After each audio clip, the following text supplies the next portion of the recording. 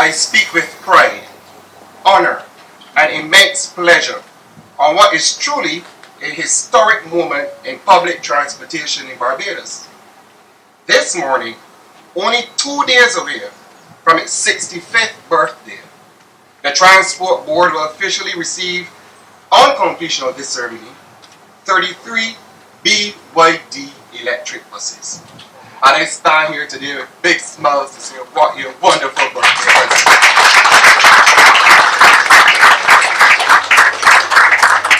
From conceptualization to planning, procurement, and very shortly deployment, this has been a process filled with strict adherence to good governance and cost management, which has resulted in the buses and the project being delivered within budget and on time.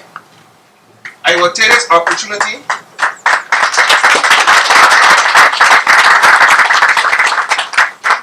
I would not want to miss anyone, so I would want to just say thank you to everyone who was a part of this process from the beginning until today and afterwards as we go through this process for this remarkable achievement.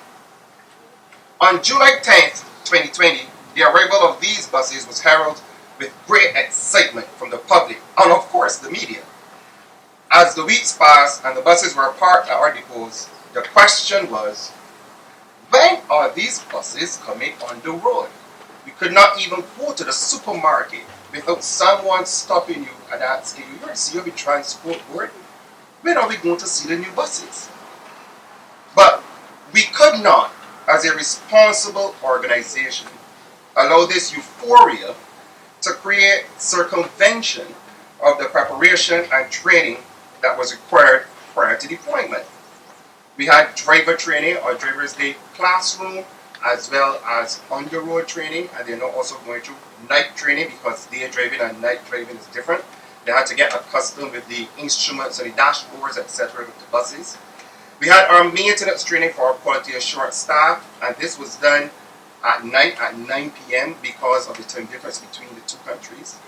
We also have first responder training with our fire and ambulance service teams as well. So we had to make sure that everything was done correctly so that we guarantee the safety of the commuters for whom these buses are intended. Now we know that COVID-19 has impacted each and every one of you here today in some way. It has changed our behaviors, our perceptions, and even our consumptions. We know very well that there are some concerns with regards to the fact that these buses are fully air conditioned. But let me remind you today, you are in safe hands with us. All of our buses are sanitized prior to service start every single morning and on the completion of every trip. In addition, the seating material allows for easy cleaning, and of course, we continue to enforce the wearing of masks on all of our units. Notwithstanding the addition of these units to the board's fleet, we have implemented over the last 2 years measures to relieve the pain and suffering of our commuters. It is no secret that our fleet is an aged one. However, we have been able through a special program with our partners Simpson Motors and L&N to retrofit at this stage 17 buses with new engines and transmissions, which have seen tremendous cost savings to the board on the maintenance costs of these units. This program will continue, and by the end of the fourth quarter, it is expected that we should have 31 of these units in total in our fleet. We continue the assistance of the Transport Authority to expand the Transport Augmentation Program, commonly referred to as TAP.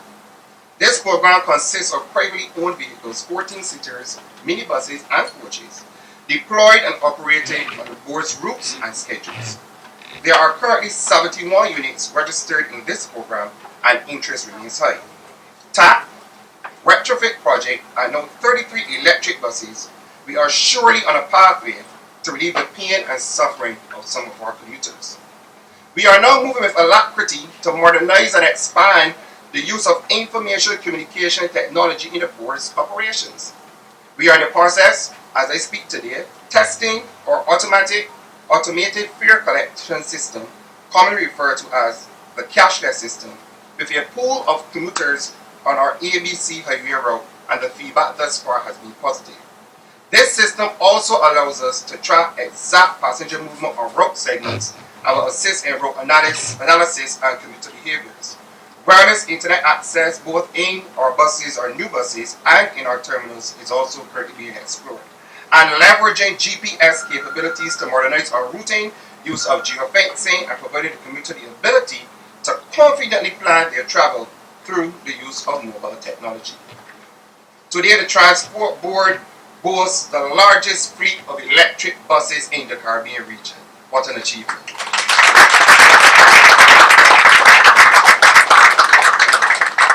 However, as an organization, we must never lose focus. This is about the people of Barbados, those persons who have had difficulties commuting over the past years. Have we made improvements? Yes, we have. Are we there yet? No, we are not. We must continue to work and remember that we are working on the behalf of the people. It's about the child who wants to partake extracurricular activities but can't do so at school because they're concerned about what time they'll get home, or their parent is concerned about the commute time from school to home if they're taking extracurricular activities. It's about the old lady and the old gentleman who has already given so much service to Barbados and now retired that needs to be able to go and change his pension check or decide to take a trip down East Coast so that they can get back home in a reasonable time frame. This is the reason why we do this. It's about those persons who have sometimes had to wait 2 or 3 hours in our terminal to get service. It's about bringing the relief to these persons and bringing confidence in their ability to commute in a timely manner. It's about getting people to and from work within a reasonable time frame, as this affects national productivity. This is what we are all here today for. And as the CEO of the Transport Board, I wish to reaffirm our commitment to the efficient movement of the people of Barbados. The people have been patient for a long time, and to that and to them I say thank you. It is a pleasure to address you this morning at the handing over ceremony of this fleet of 33 electric buses. I will commence this address by thanking those persons and entities that assisted in ensuring that these buses arrived on the island and were cleared through the port operational without any challenges. These buses arrived on July 8, 2020 during the global pandemic of COVID-19. The buses were moved from the Barbados Port Inc. on the 10th of July and were inspected and licensed in the next few days. Thanks to all for a job well done. With the initiation of the Barbados National Energy Policy and government's commitment to achieving sustainable energy by 2030, it was evident that the government of Barbados was committed to creating a clean environment which would enhance the health and of its citizens through the utilization of renewable energy as an alternative to fossil fuels. Ladies and gentlemen, as part of that commitment, the Cabinet of Barbados mandated the purchase of a number of electric buses to augment the aging rolling fleet of the Transport Board. This decision is grounded in the fact that it had become apparent that even with an aggressive repair and maintenance program, the challenge of not having purchased any new buses since 2006, some 14 years ago, had drastically reduced the available rolling fleet. This occurrence created an untenable situation whereby the traveling public, and in particular pensioners and school children, found it difficult to travel to their respective destinations. This untenable situation also had far-reaching consequences for productivity in the economy and by extension the economic landscape of the island. To address this situation, the government of Barbados authorized the Transport Board to procure a fleet of electric buses by agreeing to provide $45 million for the purchase of the buses and to ensure that all necessary infrastructure was in place, including charging stations, spare parts, and to train personnel. The Transport Board carried out the Cabinet's directive by effectively undertaking the tendering process immediately. Firstly, the specifications for the buses were determined by an experienced group of individuals, followed by requests for proposals appearing in the local media during the week of 19th August 2019. I must hasten to explain that it was felt that a venture of this magnitude should be prefaced by extensive research, investigation, and detailed analysis before the awarding of the contract, and that the related tender process ought to be transparent. Consequently, the Board of Directors recused itself from the process as part of its corporate governance process, ensuring that the highest ethical and corporate governance standards were exercised. As part of the evaluation process, the College of Negotiators was conceptualized and appointed. This team assembled the proposals and made recommendations to the Transport Board of Directors. Subsequently, the Board of Directors met and reviewed the recommendations of the College of Negotiators and selected BYD Panama Build Your Dreams as the successful tenderer. I wish to assure you that the tender process was extensive and fair, notwithstanding that the College of Negotiators had undertaken the analysis of information presented by those who tendered. Let me reiterate that the Board of Directors ensured that due diligence was carried out with a team of officials visiting at least 2 public transport operations that supply electric buses at its own cost to see buses in operation at the bus companies. Let me emphasize the government of Barbados, represented by the Transport Board, ensured that the buses manufactured by BYD were observed in operation. Visits were undertaken during the month of July to observe the buses performing effectively before the contract was signed. Before the awarding of the contract to BYD, consideration was given to the fact that electric buses would introduce a new technology to this region, and specifically to Barbados, thus requiring modern technical working capabilities and capacities and new repair techniques. To treat to this issue, the Board of Directors ensured where possible systems were put in place to confirm that the fleet would be well maintained through the insertion in the contract the stipulation that a trained local service provider must be available for at least the first 24 months of the bus operation to address any maintenance challenges, including scheduled servicing. It would be remiss of me not to tell you about BYD. BYD, which is an acronym for Build Your Dreams, is a high-tech company devoted to technological innovations. It was founded in February 1995. The company has played a significant role in industries related to electronics, automobiles, new energy, and rail transit. From energy generation and storage to its applications, BYD showed that it dedicated to providing zero-emission energy solutions, commencing in the US, the UK, Latin America, and now the Caribbean. As part of the push for electrification in the Chilean public transport system, on Saturday, June 27th of this year, 150 new electric buses were incorporated into the public transport system. With a total of 455 buses in operation in Chile, BYD is firmly a leader in that country's electric bus market with a 65% share.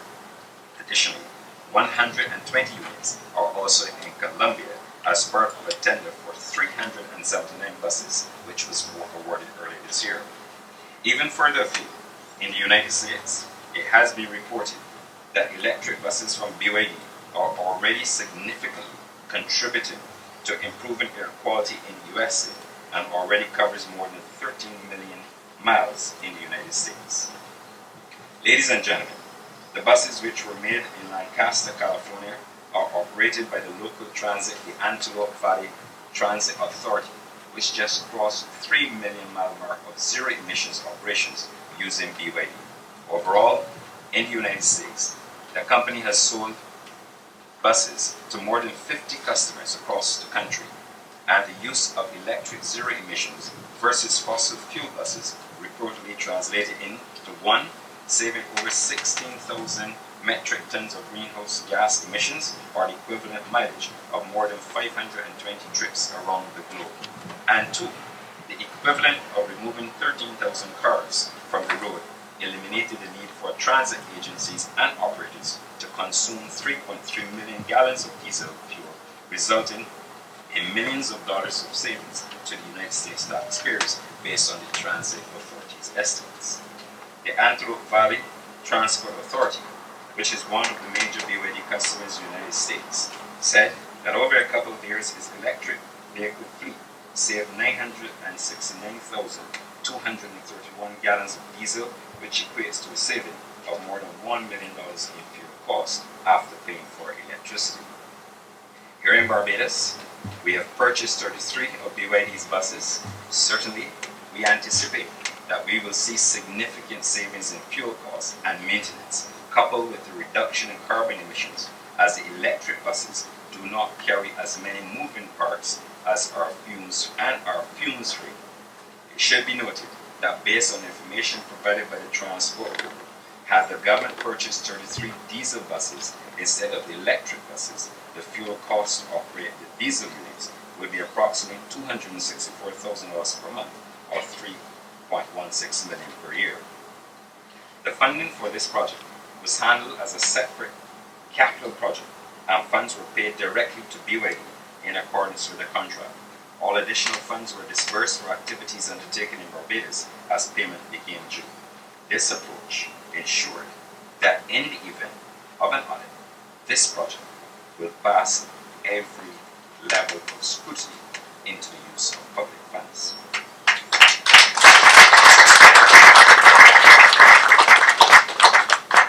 The timeline for getting these buses into operation remains testimony to the possible benefits of joint projects between private and public sector, as the committee that oversaw the electrical infrastructure project was a combined private and public venture. The deployment of the 33 electric buses, 59 operating units in the Transport Augmentation Program, along with the current diesel fleet, will significantly enhance bus availability and ease difficulties that commuters experience on a daily basis. I would like to take this opportunity to acknowledge the contribution by the Barbados Light and Power and its principals at Emira Limited, who offer technical expertise to members in the form of a dedicated employee to the committee. The other members of the committee included some of the heads of the GED, the General Electrical Engineering Department, MTW Workshop, MTW Planning Department, Licensing Authority, and of course the Transport Board.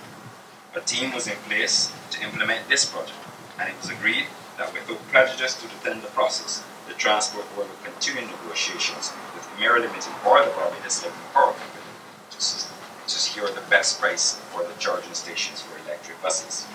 I would especially like to thank Ms. Linda Holder, who was the project leader and successfully met every objective set by the Transport Board of Directors. I thank you.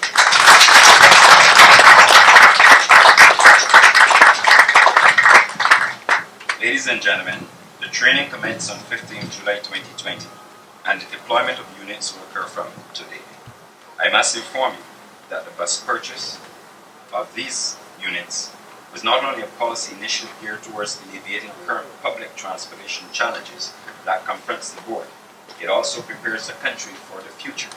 As such, the training included not just the drivers, but was extensive and expansive, included drivers, technicians, fire service personnel, ambulance service personnel, and the existing partners of the Transport Board, such as UCAL and the Barbados Defence Force personnel. This government is planning for the future of the island and the next generation, and therefore a partnership was formed between the Ministry and the Samuel Chapman Prescott Institute of Technology for knowledge sharing, and some of the instructors from that institution were also trained on the technical aspects of the buses, thereby opening another avenue for on-the-job training and giving a new possibility for education and exposure to our younger generation. I must inform that in undertaking this project, we have also taken into consideration the needs of the disabled community. In this regard, the Ministry of Transport, Works and Water Resources engaged the Council for the Disabled in order to alleviate any challenges that community would likely encounter due to the quieter nature of the buses and what that would mean for that category of commuter. We heard what was said and sought to incorporate those suggestions into the operations of the buses. I had the good pleasure to serve the former Minister of Transport Works and Maintenance, the Honourable Dr. the Honourable William Dugan, in a capacity as Chairman of the Transport Board.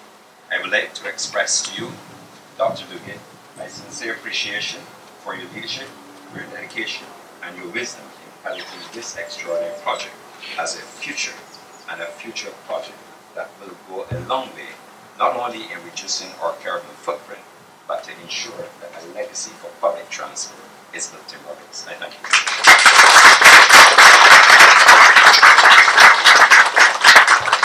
I also wish to thank the Honourable Mayor Amor Motley, Prime Minister of Barbados, for reposing the confidence in the leadership team, not only the Ministry of Transport Works and Maintenance, but also the leadership team at the Transport Board, the Board of Directors, the management, and the staff of the Transport Board for executing this project with pride, not only on time, but with pride and the attendant requirements to good governance and good financial discipline.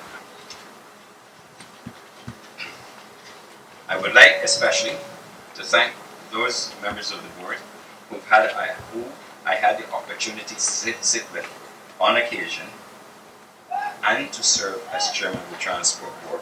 I want to thank you, along with the management team, along with members of staff of the Transport Board, for a job well done.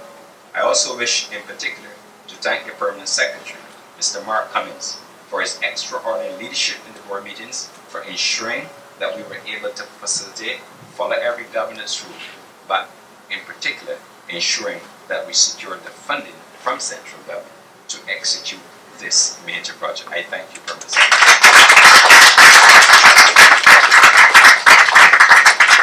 I would also like to thank the Director of Finance and Economic Affairs, Mr. Ian Carrington, for assisting us in every step along the way and for ensuring, as the person responsible for the purse, that we were able to execute this mandate on time without a hiccup. In closing, I want to beseech the traveling public to treat these units as though they were their own. Enjoy the ride, protect and care them. Once again, I wish to thank all parties who played an integral role in making this project a success.